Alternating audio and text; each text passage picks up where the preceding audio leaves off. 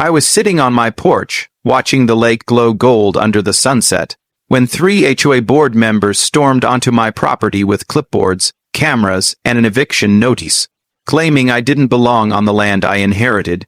They thought I'd pack up quietly. They had no idea. I was ready for the fight of their lives. The lake was calm, the sky was clear, and for the first time in months, I felt peace. I'd spent the whole day finishing repairs on my grandfather's old cabin, a place built by his hands, protected by his sweat, and meant to stay in our family forever. I sat back in my wooden chair, boots up on the railing, letting the cool breeze wash over me, when 3 figures appeared at the tree line, walking fast, walking angry, HOA badges flashing, clipboards clutched, cameras recording. They marched across my property like they owned it, ignoring the private land family owned since 1958, sign nailed to the oak tree. The leader, a sharp-voiced woman with short hair and an ego bigger than the lake behind me, stepped forward and shouted, "You have 5 minutes to leave this cabin. This structure violates HOA jurisdiction, and you are trespassing. Trespassing." On my land, that's when I stood up, and the entire fight truly began. They thought they knew who they were messing with. They didn't. The cabin sat at the far end of Crystal Pines Lake, hidden behind towering cedar trees, nestled on a patch of earth untouched for generations. My grandfather built it after returning from the war. This land was his sanctuary, and after he passed, it became mine. But the HOA, they hated that. The neighborhood around the lake had grown. Mansions, glass balconies, golf carts, lakeside rules. My cabin. It didn't fit their aesthetic. It wasn't modern. It wasn't shiny. It wasn't part of their overpriced community. And worst of all, it wasn't controlled by them. For months they'd sent letters. Property must be registered under HOA authority. Cabin violates neighborhood design guidelines. Unauthorized land occupation. I ignored them all because the truth was simple. My land was outside their HOA borders, completely independent, completely legal, but power. Hungry people don't like hearing the word no. So they escalated. First, they tried intimidation.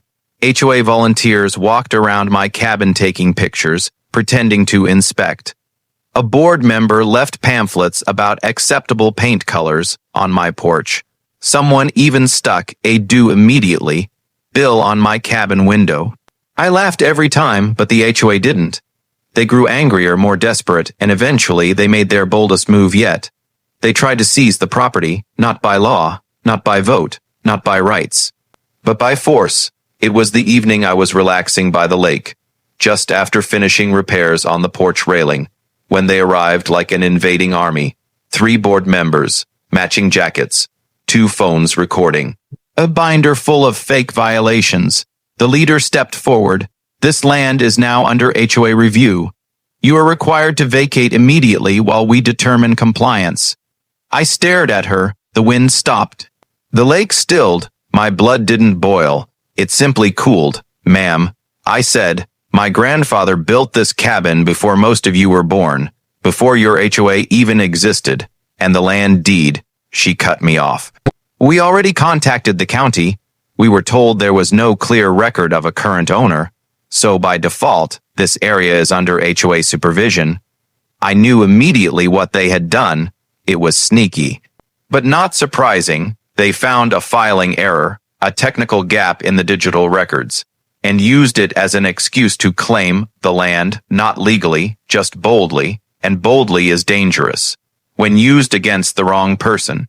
I didn't shout. I didn't argue. I simply said, "Leave." They smirked. They laughed. They began walking toward my cabin door, and that was the last line. Because there's one thing my grandfather taught me. You don't let bullies take what your family built. Not while you're breathing. I stepped between them and the cabin entrance. The HOA leader lifted her phone, recording. "What exactly do you plan to do?" I smiled. "Defend my property." She scoffed. "Defend against what? We're the HOA. We have authority." "You have authority on your land." I said. "This isn't yours." That's when I pulled out the folder I had prepared months ago, because I knew this fight was coming. I felt it in their letters, their tone, their arrogance. Inside the folder were the original handwritten land deed from 1958, The notarized transfer of ownership to me, the GIS map proving the cabin sits outside HOA, borders the county survey signed by a licensed inspector, a restraining notice stating the HOA has no jurisdiction. I handed the stack to her. She didn't touch it. Instead, she said the most Karen sentence in HOA history. We don't follow old paperwork. We follow the rules we create now. Ah, there it was, the dictatorship mindset. I didn't waste breath arguing. Instead, I took out my phone, pressed record, and said loudly, as of this moment, you are trespassing on private land. You are attempting unlawful seizure of property. Leave immediately. She froze. Her two board members looked at each other, because suddenly, they were the ones being documented. Then came the sound that changed everything, a truck engine. Mine. I had called my contractor cousin earlier that day to help with the final cabin repairs. He arrived now, pulling up in a massive F-450 loaded with equipment. Ladders, concrete bags, steel beams. The HOA board turned. Their eyes widened.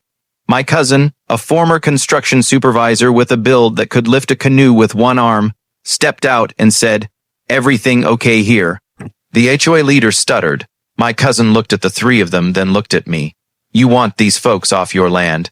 I nodded calmly. He cracked his knuckles. "All right then. You heard the man, off his land, now." The HOA members backed up like a wave pulling away from shore.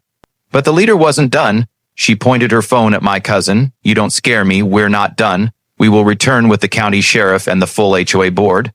My cousin smirked. "Great. Bring them. I'll bring the deed." They left. Storming away, stomping like angry cartoon villains, but I knew, just knew, this wasn't over. So that night I prepared, security cameras installed, boundary markers repainted, no trespassing signs, new and bolted deep. And then I made the move that ended everything. I called a property lawyer, one of the best in the county, a shark, a land litigation expert. When I explained the situation, she laughed. That HOA messed with the wrong guy. Let me handle this. And handle it she did. Because the next morning, the HOA returned, and so did my lawyer. The HOA arrived with the president, 6 board members, a security guard, a portable printer, 2 SUV full of paperwork. They stormed down my path like soldiers invading foreign soil. Behind them, my lawyer stepped out of her car wearing sunglasses, a calm smile, and the confidence of someone who wins 99% of her cases. The HOA president shouted, "This land is unregulated. We are assigning it under HOA control." My lawyer gently raised her hand. "Before you embarrass yourselves, please read this." She handed them a county certified document stamped in bold red letters. Property outside HOA jurisdiction, no authority, no claim, no access. The HOA president scanned it, and her face crumbled. That's not possible. We were told." My lawyer cut her off. "Ma'am, you illegally attempted to remove my client. You trespassed. You recorded him without consent, and you tried to seize private property." The president's hand shook. My lawyer leaned in and whispered, just loud enough for everyone to hear, "I hope you have good savings, because you're going to need them." The HOA board panicked. They whispered. They argued. They blamed each other.